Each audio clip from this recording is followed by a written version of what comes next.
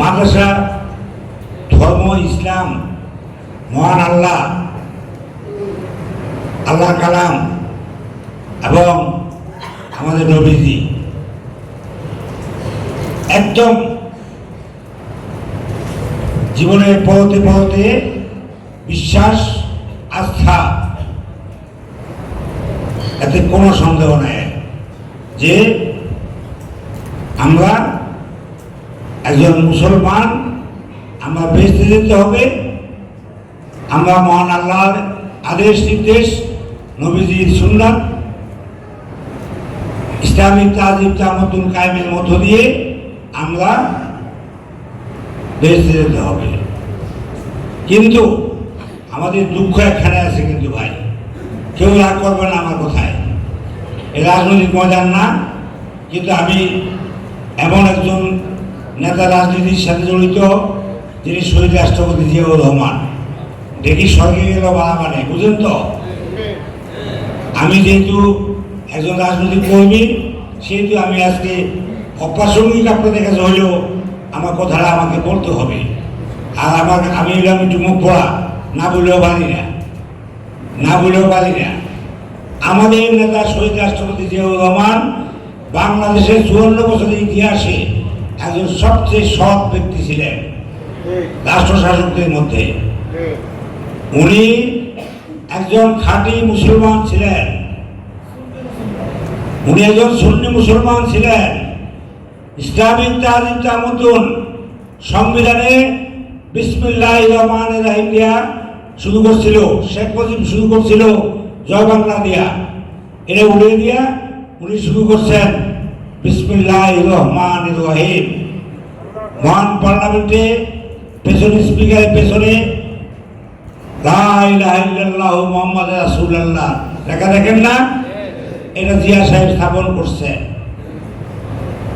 Iran Iraq যুদ্ধ হয়েছে, দুই মুসলিম ভাতৃপ্রতিম দেশ, বিশ্বের পরাশক্তি এই যুদ্ধকে প্রলম্বিত করার চেষ্টা করছে। কিন্তু আমাদের ছোট্ট বাংলাদেশের মহান রাষ্ট্রপতি শহীদ জিয়াউর রহমান এই ওয়াইসির পক্ষ থেকে দায়িত্ব গ্রহণ করে আপনার ইরানের এক যুদ্ধ থামানোর জন্য সালিশ করছে এবং যুদ্ধ থামাইতে পারছে ইনশাআল্লাহ। মক্কা শরীফ গেছেন না আপনারা অনেকে হজ করতে, আরাফাতের ময়দানে মানুষ দাঁড়াতে পারতেন না গরমের জন্য, মরুভূমি। আমারও আপনাদের দোয়ায় বড় হজের জন্য একবার যাওয়া হয়েছে, আমার ওয়াইফ সহ, আর উমরা হজ আমি একবার করছি। আমরা সেখানে গিয়ে দেখেছি জিয়ার ট্রি, আরাফাতের ময়দান ছিল দুধু বালুময় মরুভূমি। সেই মরুভূমিতে বাদশাহ ফয়সল, সৌদি বাদশাহ ফয়সলের সাথে কথা বলে বলছেন, জিয়া সাহেব বলেছিলেন যে মহান বাদশাহ, আমি আরাফাতের ময়দানে যদি আপনি অনুমতি দেন, আমি এখানে ছায়া সৃষ্টি করার জন্য, ঠান্ডা পরিস্থিতি সৃষ্টি করার জন্য, আবহাওয়া সৃষ্টি করার জন্য আমি এখানে বাংলাদেশ থেকে নিম গাছ এনে আপনার এখানে রোপণ করতে চাই। সেই বাদশাহ ফয়সল অনুমতি দেওয়ার পর সেই আরাফাতের ময়দানে আপনি এখন দেখবেন সবুজ শ্যামল গাছের নিচে মানুষ বসে রেস্ট নিতে পারে এবং ছায়া পায়, ছায়া পায়। এই গাছগুলি জিয়াউর রহমান লাগাইছে না শেখ মুজিব লাগাইছে, নাম মওদুদি লাগাইছে, লাগাইছে জিয়াউর রহমান।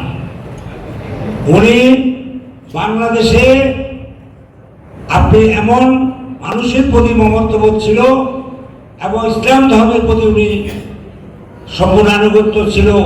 তার মৃত্যুর সময় আপনারা দেখেছেন বিশ্বের মধ্যে তার মৃত্যুতে আপনার লক্ষ কোটি মানুষের জানাজা, এত বড় জানাজা আর কখনো হয় নাই। আর কেউ জানাজা আপনার জিয়াউর রহমানের জানা যায়, বাংলাদেশ জানাজা দেশে পরিণত হয়ে গিয়েছিল। ওনার সহধর্মিণী শহীদ রাষ্ট্রপতি জিয়াউর রহমানের সুযোগ উত্তরসূরি বেগম খালেদা জিয়া, ওনার জানাজায় কত লোক হয়েছে সারা বাংলাদেশের মানুষ ওনার জানাজা যেখানে ছিল গায়েবানা জানাজা পুরো অংশগ্রহণ করে মানে জানাজার দেশে পরিণত হয়ে গিয়েছিল। এমন সব মানুষ ছিলেন, আল্লাহ আল্লাহ প্রেমী মানুষ ছিলেন ওনারা। সেই লোকদের তো আমরা করি, আমরা বেঁচতে যেতে চাই। কিন্তু ভাই, রাজনীতি বিএনপি করে কি বেঁচতে যেতে পারবো? বিএনপি করে কেউ বেঁচতে যেতে পারবো? আপনার আমরা আল্লাহর আইন নবীজি সুন্নাত পালন করলে, আমরা সৎ পথে চললে আমরা বেঁচতে, আল্লাহ যদি বেঁচত কামিয়াব করা মানে। কিন্তু ভাই কোনো জামাত ইসলামী করে রাজনীতি করা যাইব? কোন দল করে রাজনীতি করা যাইব? ক্ষমতায় গেলে রাজনীতি করা যাইব? ইয়া ব্যস্ত পাওয়া যাইব? ক্ষমতায় গেলে তো ব্যস্ত পাওয়া যাইব না ভাই। ক্ষমতায় গেলে তার সমস্যা। এই যে ক্ষমতা, এই যে আপনারা ওই আমাকে বললেন, আপনারা আমি জেলা পরিষদে প্রশাসক হয়েছি ভাই, অনেক ভালো ছিলাম এর আগে, মানে অনেক ভালো ছিলাম, মানে ঝামেলা কম ছিল। এখন এখানে 1 নম্বর 2 নম্বর 3 নম্বর থেকে 14 নম্বর কাম পর্যন্ত আছে। যেন আমি যা বুঝলাম এই কদিনে বৈশা যা বুঝলাম, এখানে 1 থেকে 15 নম্বর কাম পর্যন্ত আছে না, কথা বুঝছেন? এখন আমি বর্ষার দিন বলে দিছি ভাই, আমাকে পরিবর্তন করার চেষ্টা করবেন না, আমাকে বদলানোর চেষ্টা করবেন না। আমি যা আছি তাই থাকতে চাই, কিন্তু আমাকে কেউ বদলানোর চেষ্টা করবেন না। এখন জামাত ইসলামী আমার বেস্তি নিয়ে যাব, এখন ভোট দিলে বেস্ত পাবো। আপনার একজন হুজুর কি নাম জানি হইলেন, ওয়াজ করে যে আমি রামজা বক্তৃতা বলতেছে এমপি হয়েছে উনি, মাশাল্লাহ উনি এমপি হয়েছে। কয় পাল্লা আমাকে একটা ভোট দিলে 18 কোটি মানুষের নামাজের সব পাইবেন। এটা কি নাউজুবিল্লাহ না? আপনি ধরেন কাগজ দিয়ে কয় এই টিকিটটা রাখেন, ইনশাআল্লাহ জান্নাতে চলে যাবেন। নাউজুবিল্লাহ না? এরকম ধোঁকাবাজি ভণ্ড ভাই। আপনারা না, কিন্তু আমাদের ইসলাম ধর্মকে, আল্লাহ একজন, ইসলাম ধর্ম একটা, আমাদের এই আমাদের নবীজি সম্পর্কে মন্তব্য করতে তা দ্বিধাবোধ করে না, দ্বিধাবোধ করে না। এদের সাথে আমাদের লড়াই করতে হইতেছে, এদের সাথে আমাদের ফাইট করতে হইতেছে। আমরা মদিনা ইসলাম চাই, আমরা মদিনা ইসলাম চাই, নবীজি ইসলাম চাই, মওদুদি ইসলাম আমরা চাই না। আপনারা যারা এখানে আছেন, যারা বাইরে আছে, দয়া করে আপনারা পরিষ্কার ভাবে তাদের দাঁত ভাঙা জবাব দিতে হবে। ইসলাম ধর্ম নিয়ে ভণ্ডামি করতে যেন না পারে। আর কিছু নিয়ে ভণ্ডামি করো, আমার ইসলাম, আমার জীবন কলিজার টুকরা নবীজি নিয়ে, আমার ধর্ম নিয়ে, আমার মহান আল্লাহ ইসলাম ধর্ম নিয়ে ভণ্ডামি করে ক্ষমতা যাবে, এটা কি আমরা বরদাস্ত করবো? তোমার রাজনীতির কথা বলো, আমরা যেমন আমাদের রাজনীতির কথা বলি, তোমরা তোমাদের রাজনীতির কথা বললে তোমাদেরকে জনগণ সমর্থন দিলে ক্ষমতায় যাইবা। কিন্তু মিথ্যা কথা, কিন্তু ব্যবসা করবা কেন ধর্ম নিয়ে? ব্যবসা করবা কেন? ধর্ম কি তোমার একার? ভাই বিশ্বাস করেন, মিশরের বিখ্যাত নীল নদী, একটা বিখ্যাত নদী আছে নীল নদী, নীল নদ। সেই নীল নদের পানি কিন্তু আমাদের এই পরিষ্কার ডাকাতের পানির মতো, সেই নদীর পানি কিন্তু নীল না।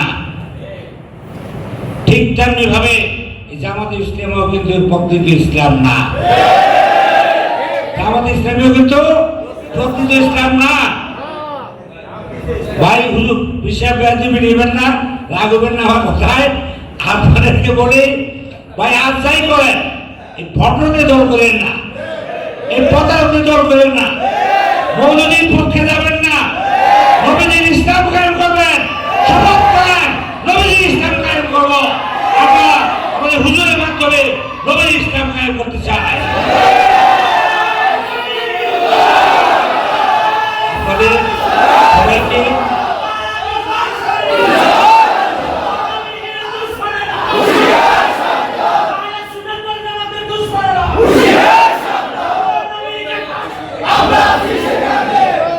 এখন আমাদের সকলের দায়িত্ব যে ইসলাম ধর্ম নিয়ে যে অপব্যাখ্যা দেয়, বর্ণামি করে এগুলো ঢুকিয়ে দাঁড়ানো, এই আহ্বান জানিয়ে আপনার যে যেখানে আছেন, আমার ইসলাম ধর্ম নিয়ে আপনি ব্যবসা করবেন, আমি দেবো না।